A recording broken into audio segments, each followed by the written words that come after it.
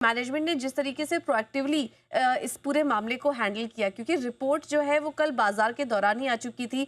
Management को भी कहीं ना कहीं पता लग चुका था, क्योंकि क्वेरी इनके पास भी आने लगी थी। उसके बाद तुरंत इन्होंने कुछ ब्रोकरेज हाउसेस से बात करके उन्हें थोड़ा यहाँ पर सांत्वना देने की भी कोशिश की कि आगे वो इस पर मीटिंग में, बैठक में इस पर बात करेंगे और इस पर चर्चा करेंगे, और जो भी यहाँ पर डिस्क्लोज करने वाला लायक चीज़ें होंगी वो आगे उनके साथ डिस्कस भी करेंगे। और सुबह ही उन्होंने कॉन कॉल भी किया, बाकायदा क्लैरिफिकेशन भी आया उनका कि ये जो पूरा जो मामला है, आरोप लगाए गए हैं कंपनी के ऊपर, उस पर सफाई दी है और सभी आरोपों को गलत बताया है, बेसलेस बताया है। और इस बीच कंपनी की जो कॉन कॉल हुई थी उसमें भी उन्होंने कहा है कि कंपनी की जो फाइनेंशियल हेल्थ है, लिक्विडिटी की स्थिति है, वो काफ़ी मजबूत है।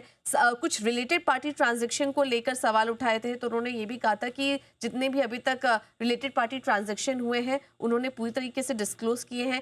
अभी तक जो पेमेंट हुए, जैसे कि रेटिंग एजेंसीज को या फिर मैनेजमेंट और ऑडिटर्स को भी जो भी पेमेंट या सैलरी जाती है उसके भी बारे में उन्होंने पेमेंट को फुली डिस्क्लोज किया है। रेटिंग एजेंसीज को भी पेमेंट, क्योंकि इसको लेकर बार बार सवाल उठाया गया है, तो वहां पर भी उन्होंने जवाब दिया कि रेटिंग एजेंसीज को पेमेंट इंडस्ट्री स्टैंडर्ड प्रैक्टिसेस के मुताबिक ही दिए गए हैं।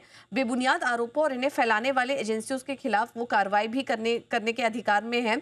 और उनका ये भी कहना है कि बीच में उन्होंने ये भी पूछा कि टाइमिंग क्या थी, आपको कब पता चला कि इस तरीके के मामले सामने निकल कर आ रहे हैं। तो संबंधित एजेंसीज ने रिपोर्ट या ब्लॉग जारी करने के बाद कंपनी को यहाँ पर कॉन्टैक्ट किया।